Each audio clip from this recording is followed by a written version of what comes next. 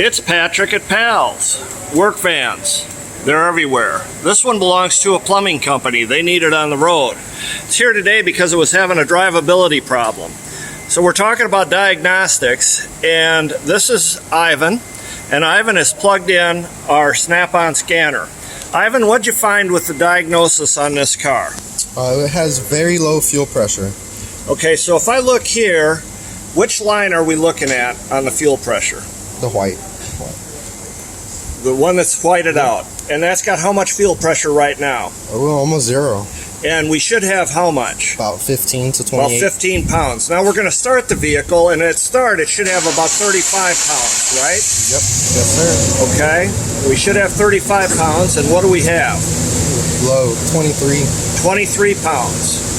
So we know that the fuel pump is not putting out the correct pressure when we turn it on, and it's definitely not got the right pressure when it's running.